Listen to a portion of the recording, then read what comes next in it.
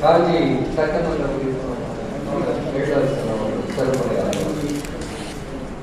மதன்ல அவர்கள் காஞ்சியின் சுயமரியாதை இயக்கம் அப்படின்னு ஒரு கட்டளை எழுதியிருக்காரு.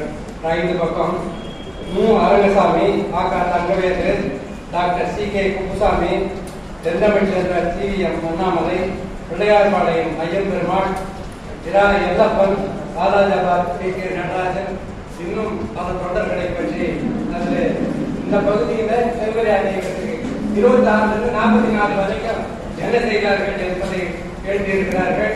அதில் இவருடைய பாட்டனார் சி.வி.எம். அண்ணாமலை அவர்கள் 1938 இந்திய போராட்டத்திற்காக 11 மாதம் சிறை தண்டனை பெற்று பெரியார் இருக்கிறார்கள்.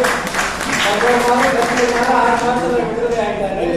இருந்தாலும் பெரியார் கூட தண்டனை சிறை இருந்தவர் என்கிற செய்தியை சொல்லி அவருடைய பெயர் இங்கே உரையாற்றுவது நமக்கு பெருமை தருவதாக புதிய சிந்தனையாளர் முதல் மலருக்கு ஆண்டு 2026 மலர் வெளியிட்டுள்ளார்கள். தலைமை பொறுப்பேற்கக்கூடிய காஞ்சிபுரம் மாவட்ட ஆசிரியர் பொதுவுடைய மாவட்ட செயலாளர்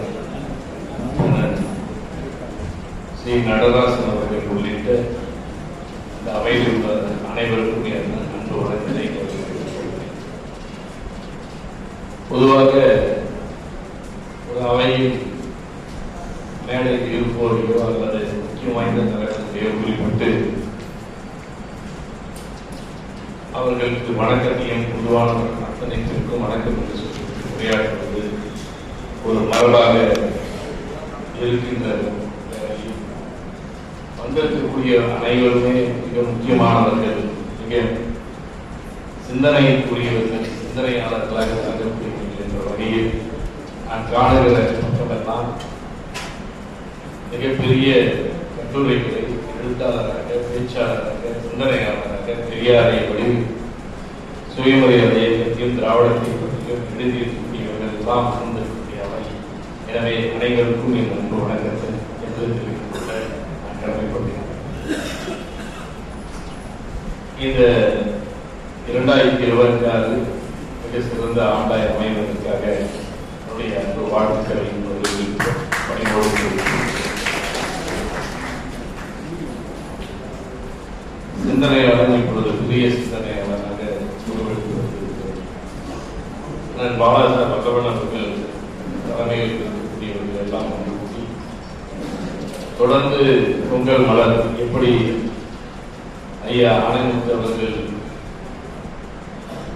சிந்தனையாளர் மலரை கொண்டு ஒரு பெரிய ஆயுதத்தை களமாடுவதற்கு நமக்கு ஒவ்வொரு ஆண்டும் அழைக்கப்பட்டிருக்கிறோம். மாத இதழ்களின் மூலமாய் வழங்கி கொண்டிருக்கும் இந்த தொடர் நிகழ்வில் இப்பொழுது ஈடுபட்டிருக்கக்கூடிய அத்தனை நிறைவேறாளர்களுக்கும் சிறந்தவர்களுக்கும் என்னுடைய நன்றியை வரவேற்கிறேன். இங்க சுயமரியாதை இயக்கத்தை அதை குறித்து பேசுவதற்கு முன்பாக நான் எதை சார்ந்தவன் என்று சொல்லி இங்கே ஒருவர் மாணமிகு சுயமரியாதைக்காரனாய் பொங்கி எழுந்தவர் அண்ணன் சம்பந்தவர்கள்.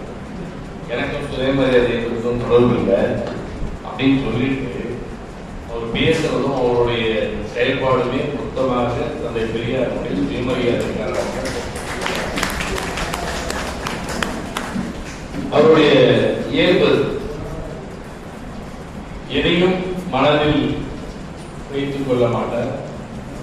மனதில் வைத்துக் கொள்ளக்கூடிய அளவுக்கு தவறான செய்திகள் எதுவும் அவரிடம் இருந்து வராது. எதையும் வெளிப்படையாக நியாயமான கருத்துக்களை, நல்ல கருத்துக்களை வலிமையாக சொல்லக்கூடியவர். அந்த வகையில் தான் அவர் உரையாற்றிய கருத்து அவையோர் அனைவருக்கும் வரவேற்கக்கூடியதாக இருந்து முன்னேறி அவர் சொன்ன மாதிரி எங்களுக்கான பணிகள் சில சூழல் காரணமாக காலையில் எழுந்த உடனே நாங்கள் எல்லாம் ரெடியாக பார்த்தா 2 இறப்புகள் முக்கியமாக ஆனால் உடனே போய் அதை குடிச்சிட்டு வந்து அதுக்கப்புறம் சிற்றுண்டியாக இருக்கிறத சாப்பிட்டு வர மாதிரி ஆயிடுச்சு. அந்த கால சூழல்னால தான் கொஞ்சம் தாமதமானது. அதை கேட்கும்போது கொடுத்துக்கொள்ள நான் கேட்டுக்கொள்கிறேன். ஏன் அப்படியான சொல்றாரு அப்படின்னா அவருடைய இயல்பு அப்படின்னு சொன்னார் இல்லைங்களா, அது அவருடைய மகள் திருமணங்களை பற்றி சொன்னார். ஒவ்வொருத்தருடைய திருமணங்கள் போதும் எப்படி இருந்தது, அவங்க வீட்டு திருமணங்களுக்கு நானும் பங்கேற்றிருக்கிறேன். சட்டமன்ற உறுப்பினர்கள் அவங்க வீட்டு பிள்ளையா நானும் போய் பங்கேற்றிருக்கேன். அது எப்படி நடத்துவார்ன்றதெல்லாம் இங்கே இருக்கக்கூடிய காஞ்சிபுரத்தை சார்ந்தவர்களுக்கு தெரியும். பெரியாருடைய படத்தையும் காமராஜருடைய பெருந்தலைவர் காமராஜருடைய படத்தையும் அச்சிட்டு கொடுத்தேன். இதுக்கு அதுக்கு என்ன சம்பந்தம்னு கேட்டாங்க. 2 பேருக்கும் சம்பந்தம் இல்லாமையா மீண்டும் மூடப்பட்ட பள்ளிகள் எல்லாம் பெருந்தலைவர் காமராஜர் 2 பேருக்கும் சம்பந்தம் இல்லாம தான் நம்ம வீட்டு பிள்ளைங்களுக்கு எல்லாம் மதிய உணவு கொடுக்கணும்னு நேற்று சுந்தரவெளிகள் சொன்னாங்கன்னா ஆமா செய்யணும்னு சொன்னார். 2 பேருக்கும் சம்பந்தம் இல்லாமையா இன்னைக்கு வேலை இல்லை அப்படின்னு சொல்லி தமிழோடு சேர்த்து ஆங்கிலம் இருப்பதில் அவரும் ஆமோதித்தவர். அப்படிங்கும் போது அது குலக்கொழுந்தது. குலக்கொழுந்ததுக்கு பேருந்து அண்ணா அவர்களால் வரவேற்கப்பட்டது. அந்த குலக்கொழுந்தவர்களை திராவிட இயக்க சிந்தனையிலிருந்து சுயமரியாதை இயக்க கோட்பாடுகளிலிருந்து குறிக்கோள்களிலிருந்து பிரித்து பார்க்க முடியாத விடுதலை போராட்ட வீரர். நீங்க ஒன்னா காங்கிரஸ்காரன்னு வச்சுக்கீங்க, நீங்களே ஜனதா பார்ட்டி வச்சுக்கீங்க அப்படின்னு எல்லா இடத்துலையும் நாங்க அப்படி பார்க்கல. விடுதலை நாட்டு விடுதலைக்கான ஒரு போராட்டம் நாங்க அப்படிதான். அந்த வகையில தந்தை பெரியார் வழியில் இன்றைக்கு தமிழ்நாடு முழுவதும் அல்ல உலகமே பெரியார் மயமாகும் என்று நம்மளுடைய மாற்றத்துக்கு தமிழ்நாட்டின் முதலமைச்சர் அவர்கள் லண்டனுக்கு சென்று அங்கே இருக்கக்கூடிய ஆக்ஸ்போர்ட் யூனிவர்சிட்டிக்கே சென்று தந்தை பெரியாருடைய புகைப்படத்தை திறந்து வைத்து ஒரு ஆற்றிய உரை என்பது. இதற்கு முன்பாக பல சென்று பல இடங்களில் தந்தை பெரியாருடைய சிறப்புகளை பற்றி, அவரை உருவாக்கி இருக்கக்கூடிய இயக்கத்தை பற்றி, எதற்காக இது உருவாக்கப்பட்டது என்பதையெல்லாம் நீண்ட நெடிய வரலாற்றுகளை பல தலைவர்கள் சென்று பதிவு செய்திருக்கிறார்கள் என்றாலும் அது ஒரு முக்கிய வாய்ந்த அவையாகும். அதில் பங்கேற்றவர் ஒரு மாநிலத்தினுடைய ஒரு நாட்டிலிருந்து வந்து ஒரு மாநிலத்தினுடைய முதலமைச்சராகவே பங்கேற்று பதிவு செய்திருக்கிறார் என்பதுதான் முக்கியமானது, மிக சிறப்பானது. எனவே பெரியார் அவர்களை இனி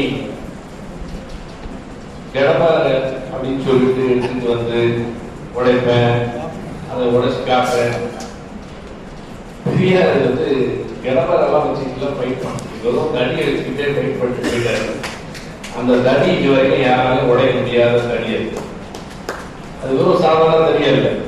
திராவிடம் என்ற தடி, சுயமரியாதை, பகுத்தறிவு சிந்தனை என்ற அந்த பெரும் கருத்தியலோடு அது இப்ப வரக்கூடியவங்க யாரெல்லாம் வந்து பேசியிருக்காங்களோ அதெல்லாம் லெப்ட் ஹேண்ட்ல எடுத்து போனவர்கள். அதெல்லாம் வந்து அவங்க பாட்டங்கள்ல இருந்து அதுக்கு முன்பாட்டங்கள்னு சொல்லக்கூடியவங்க எல்லாரையும் அப்படி ஓரமாக தட்டி விட்டு லெப்ட் ஹேண்ட்ல நம்மளை அப்படி தூக்கி விட்டு நிறுத்தி காமிச்சிட்ட அந்த பெரியாரை இனிமேலும் இன்னும் நூற்றாண்டுகள் கழித்தும் சொல்லுகிறேன், யாராலும் நாங்கள் இருக்கோமோ நீங்கள் இங்கே இருப்போமோ தெரியாது. ஆனால் தமிழ் மண் என்று இருக்கக்கூடிய மண்ணில் மன்னிக்கும் இந்திய துணைக்கண்டம் முழுவதுமாகவே தந்தை பெரியாருடைய பெயர்கள் அவருடைய கொள்கைகளின் கோட்பாடுகளில் யாராலும் உடைப்பதோ தகர்த்தெறிவோ முடியாது. ஏன்னா அவர் உடைத்திருந்தது தகர்த்தெறிந்தது தான் இங்க முக்கியமானது. அவர் உடைத்திருந்தது தகர்த்தெறிந்தது தான், மண்மொழி செய்தது தான் மூடத்தனமும், மூடத்தனத்தை பரப்புகின்ற பார்ப்பனையத்தையும் ஆதிக்கத்தையும் அடிமைத்தனத்தையும் புகுத்துகின்ற மந்தர்ம சாஸ்திரத்தையும் பொருத்தி எல்லாத்தையும் போட்டு மூடி மனசு போட்டு கண்மூடி வச்சுட்டு தான் போயிருக்காரு. அதெல்லாம் இனிமேல் நீங்க தட்டி எடுத்துவிட்டு கோல்வாழ்த்தல் பரம்பரை முடியாது. புதியதாக இப்பெல்லாம் வந்து தமிழக போர்வையில் வந்து போராட வரக்கூடியவர்களாக அறிவும் மாணவம் அறிவும் மனிதர் கரகன்னு சொல்லி அண்ணன் பேசினாங்க. மானமே இல்லாம அறிவே இல்லாம யாருன்னா இந்த மண்ணில உலாவுறாங்கன்னா அவங்க தற்கொலைகள் தான் சொல்லுவாங்க. அந்த தற்கொலைகள் பெயர் கூட இப்ப யாரோ குறிப்பிட்டு போய் சேர்ந்துச்சேன்னு கொஞ்சம் வருத்தமா இருக்கு. அது மானமும் அறிவும் இல்லாதவர்களுக்காக சொல்லப்பட்ட ஒரு சொற்றோடு. என்னை பொறுத்தவரையில எப்பொழுது தந்தை பெரியார் அவர்கள் சுயமரியாதை இயக்கத்தை தொடங்கி இந்த மண்ணை சுத்தம் செய்து விட்டாரோ அதற்கு பிறகு தற்கொலைக்கு இங்கே இடமில்லை, தற்கொலைகளும் இல்லை என்றுதான். அப்படி தற்கொலைகளாக செயல்படக்கூடியவர்கள் இருப்பார்கள் என்றால் அவர்கள் தமிழர்கள், அவ்வளவுதான். ரெண்டே விஷயம் தான். ஏன்னா அவர் உருவாக்கி கொடுத்துட்டாரு. தமிழ்நாட்டிலே இளம் தற்கொலைகளுக்கு வேலை இல்லை என்பதை கட்டமைத்து விட்டார். அவர் அடித்தளமிட்டார். அண்ணா அவர்கள் அதற்கு மேல் கட்டிடத்தை கட்டினார். அதை அறிவார்ந்த சமூகமாய் மாற்றுவதென்ற பெரும் பணியில் கலைஞர் அவர்கள் நூலகங்களை அமைத்து நூல்களை வைத்திருக்கிறார். அதை பிரித்து படிக்கின்ற ஒரு சூழலை இன்றைய ஆண்டு முதலமைச்சர் அவர்கள் உருவாக்கி வைத்திருக்கிறார். எனவே இங்கே தமிழ்நாடு என்பது அறிவார்ந்த சமூகம் உள்ளது. தற்கொலைகளுக்கு இங்கு வேலையில தற்கொலைகளாக இருப்பவர்கள் தமிழர்கள் இல்லை. இவ்வளவுதான் சொல்லலாம். திராவிடத்தை பற்றி பேசுகிறவர்கள் எல்லாம் என்னவா பேசுறாங்க, எப்படிலாம் பேசுறாங்கன்றது தொடர்ந்து நாம் பார்க்கணும். இந்த பக்கம் பார்த்து பேசுறதோட இந்த பக்கம் பார்த்து தான் பேசுறாங்க. ஏன்னா இந்த பக்கம் தான் எங்க அருமை இளைய சமூகத்தை சார்ந்திருக்கேன். இந்த பக்கம் பார்த்து பேசினா திராவிடத்தை பத்தி எனக்கு அப்பாடா இருக்கிறாரு. நான் எழுதுற கற்பே நீ படிச்சு எனக்கு சொல்றியா தம்பி, நீ படிக்கிற ஸ்கூல்ல நான் ஹெச்எம், நான் பிரின்சிபல் இங்க உட்கார்ந்து. அதனால இந்த பக்கம் பார்த்து பேசலாம் நான் கருதுறேன். அதனால திராவிடம் அப்படின்னா என்ன, அது தமிழுக்கு சம்பந்தமா, தமிழுக்கு சம்பந்தம் இல்லை, இப்படி எல்லாம் பேசுறவங்க எல்லாம் இருக்கிற நேரத்தில் திராவிடம்னா அது என்ன, அந்த சொல் குறிக்கிறது தான் முக்கியம். ஒரு மண்ணை குறிக்கிறதா, நிலப்பரப்பையா, இனத்தையா, மொழியா, இதையெல்லாம் கடந்து சமத்துவத்திற்கான, சமூக நீதிக்கான, சுயமரியாதைக்கான, பகுத்தறிவு சிந்தனைக்கான, பெண் விடுதலைக்கான, பெண் உரிமைக்கான, மதசார்பற்ற தன்மைக்கான, இப்படி சொல்லிக்கிட்டே போலான்ற அளவுக்கு அத்தனைக்குமான ஒரு சொல் திராவிடம். என்சைக்ளோபீடியா சொல்லக்கூடிய கருத்து களஞ்சியத்தில் கூட ஒரு சொல்லுக்கு சினோனிம்ஸ் இருக்குமான்னு சொல்ல முடியாது. ஆனா திராவிடன்ற ஒரு சொல்லுக்கு இத்தனை சினோனிம்ஸ் சொல்லக்கூடிய அளவுக்கு அதன் தொடர்ச்சி அந்த அளவுக்கு நீடித்துக் கொண்டே இருக்கிறது. இங்கே வந்திருக்கக்கூடியவர்கள் எல்லோரும் திராவிடத்தை அறிந்தவர்களாய், தன்னுடைய பெரியாரை புரிந்தவர்களாய், அதன் கோட்பாடுகளை பின்பற்றக்கூடியவர்களாய், அதை அடுத்த தலைமுறைக்கு கடந்து கொண்டு வந்து சேர்க்கக்கூடியவர்களாய் வந்திருக்கக்கூடியவர்கள் எல்லாம் இங்கே மூத்தவராக இருக்கக்கூடிய தொழில்நுட்பம் இருக்கிறார்கள், அண்ணன் முகிலன் இருக்காங்க. அதே மாதிரி திரு ஜெயராமன் அவருடைய இணையவர்கள் இருக்கிறாங்க. அவங்களுடைய பேச்சுக்களை எல்லாம் கேட்க வேண்டும் என்று ஆவலோடு இருக்கக்கூடியவர்கள் எல்லோரும் வந்திருக்கக்கூடிய நிலையில் என்னுடைய பேச்சு இதற்கு மேல் தொடர்வதை விட அந்த பேச்சுக்களில் அவர்கள் தருகிற கருத்துக்களில் நாம் பெற்று செல்வது மிகப்பெரிய ஒரு ஆயுதத்தை கையெழுத்தி 2026 நாம் சந்திக்கக்கூடிய மிகப்பெரிய போர்க்களத்தை சந்திப்பதற்கான ஆயுதமாய் எடுத்து செல்ல வேண்டிய கடமை இருக்கு. ஏனென்றால் பேசணும்னு சொன்னாங்க. திராவிடம் என்னன்னு நம்ம நேர இருக்கக்கூடியவங்க ஒரு பெண்மணி உண்மையை சொல்றேன். நானும் நிறைய நிகழ்வுகளில் பங்கேற்கவும், அது எங்க கட்சியில் இருக்கக்கூடிய பொறுப்பாளர்களாக பார்க்கவும், பெரிய பெரிய பொறுப்பில் இருக்கிறவங்க இப்படி பல பேர் வரும். அரசு பொறுப்புக்காக தேர்வு செய்யப்பட்டவர்களாக, மக்கள் பிரதிநிதியாக இருக்கக்கூடியவர்களாக தேர்ந்தெடுக்கப்பட்டவர்கள் மேடைக்கு வருவார்கள். ஆனால் சட்டமன்ற உறுப்பினர், மாநகராட்சி மேயர் அல்லது அமைச்சர், இப்படிப்பட்ட பொறுப்புகள் எல்லாம் எத்தனையோ பேர் வைத்திருந்தாலும் கூட என்ன உட்பட சேர்த்துதான் சொல்றேன். காஞ்சிபுரத்தில், அது ஒரு ஊரை பத்தி எனக்கு நம்ம ஊர்ல சொல்றோம், காஞ்சிபுரத்தில் எங்களுக்கெல்லாம் கொடுக்குற மரியாதை விட மேயருக்கு அதிகமான மரியாதை இருக்கு. அது காரணம் அவர் பெண்மணி என்ற காரணம். ஏன் இதுதான் தமிழ்நாடு, இதுதான் திராவிடம் என்பதை நாம் ஒரே பெண்ணு அந்த பேட்டை வந்து உட்காட்டாலே போதும். அடேங்கப்பா, ஒரு கம்பீரத்தையும் ஒரு மகிழ்ச்சியும் ஒரு பூரிப்போட பார்க்கலாம். என் பாட்டை உழைச்ச உழைப்பு வீணாக உட்கார்ந்து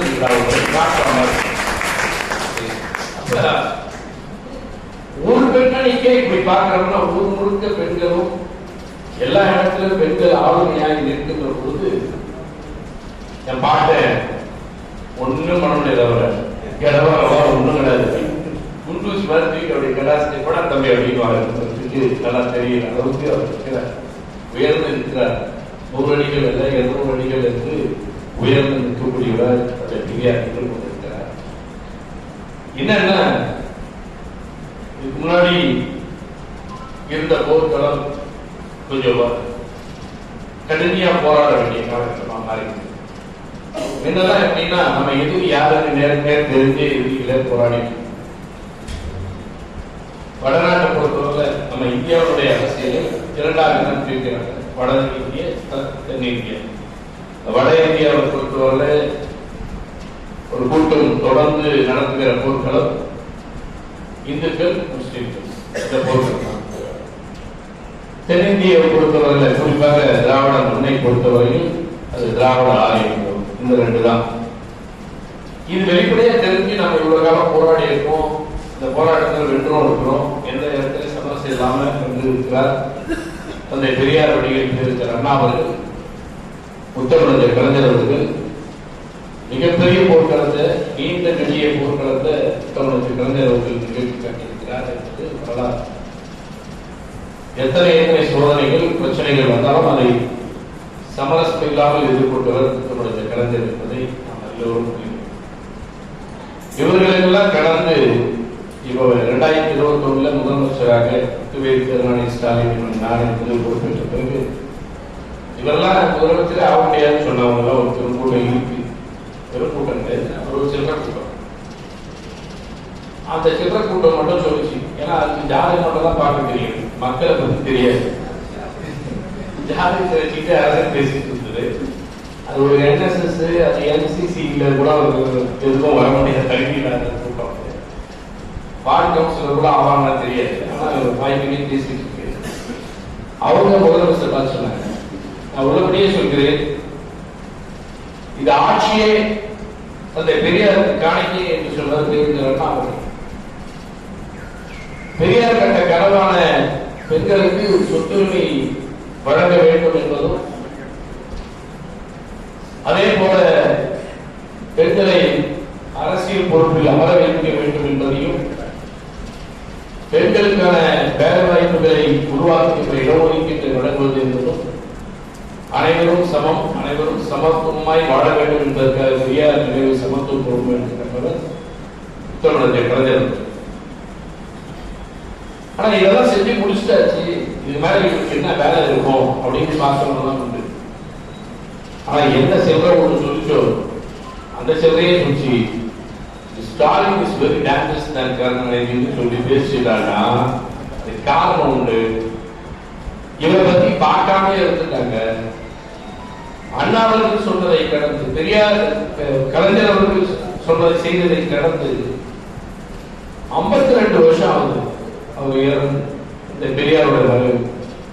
ஆனா பெரியாரோட பிறந்த நாள் இனி யாரா இருந்தாலும், நான் இல்லை கவர்மெண்ட்ல இருக்கிற வேலை செய்யறது யாரா இருந்தாலும் சரி எழுந்து நின்று சமூக நீதி உறுதிமொழி எடுத்துக்கிறாங்க. சமூக பெரியாருடைய பேரனாக அவங்க எல்லாம் சந்தித்த எதிரிகள் நேருக்கு நேராக நம் கண்ணெதிரில் தெரிந்த எதிரிகள் இப்பொழுது கண்ணுக்கு தெரிந்தாலும் கூட மக்கள் தெரிந்து கொள்ளாத அளவில் மறைமுகமாக ஆரிய கூட்டம் ஒரு பக்கம் போராடுகிறது சொன்னால், இன்னொரு பக்கம் ஆரியம் இல்லை என்று சொல்லிக்கொண்டே ஆரியத்தை கடவாரையாக கையில் எடுத்து வந்து போராடுகிறது. ஆரியத்தை பற்றி பேசவே மாட்டேன் என்று இருக்கிறார் பயந்தார் மொழிகளும் இன்னைக்கு நம்ம பக்கம் வந்து எதிர்த்து நின்று போராடுறோம். ஏன் சொல்லிக்கிறீங்க பயந்தார் மொழி சொன்னா யாரும் பயந்தார் மொழின்னா ஓடுறவங்க சொல்லுவாங்க இல்லையா, பயந்து ஓடுறவங்க தானே கேட்டேன். ஒரு புரிஞ்சிருக்கும் நினைக்கிறேன், கருப்பு சட்டக்காரருக்கு புரியாம கூட இருப்பாங்க. அப்ப இவங்க அத்தனை பேருமே எதிர்கொள்ள வேண்டிய பெரும் போராட்டத்தை, போர்க்களத்தை நம்மளுடைய மாநில முதலமைச்சர் எதிர்கொண்டிருக்கிறார். இங்கே வருகை தந்திருக்கக்கூடிய எத்தனை பேரும் எனக்கு தெரியும். பல லட்சம் பேர் கொண்டிருக்கக்கூடிய மாநாட்டில் தலைவர் உரையாற்றுவதும், இளந்தலைவராக இருக்கக்கூடிய மாநில துணை முதலமைச்சர் உரையாற்றி வலிமையோடு சனாதனத்தை எதிர்த்து போராடுகிறார்.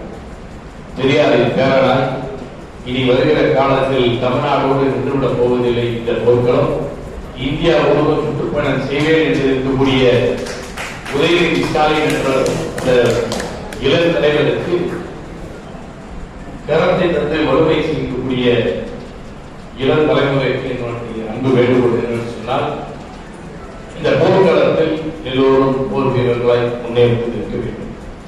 ஒவ்வொருவரும் தன்னை சுற்றி உள்ளவரோடு பேசிட வேண்டும். திராவிடம் என்ன சாதித்தது என்பதை நாம் குறித்து விவாதிக்க வேண்டும்.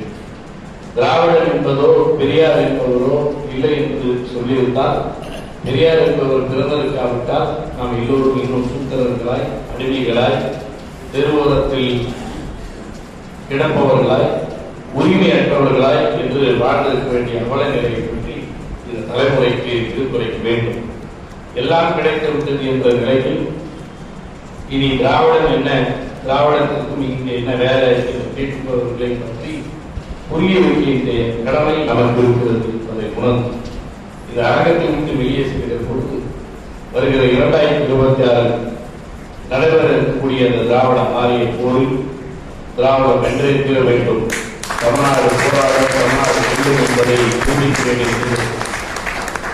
தமிழ்நாடு எந்த நிலையிலும் எந்த சூழலிலும் தலை குனியாது, அதை தலை குனியிட மாட்டேன் என்பதை நாம் எல்லோரும் உறுதிமொழிக்கின்ற நாளாக நாள் அமைய வேண்டும். அதற்கான பெரும் ஆயுதத்தைத்தான் நம்முடைய வல்லவன் அவர்கள்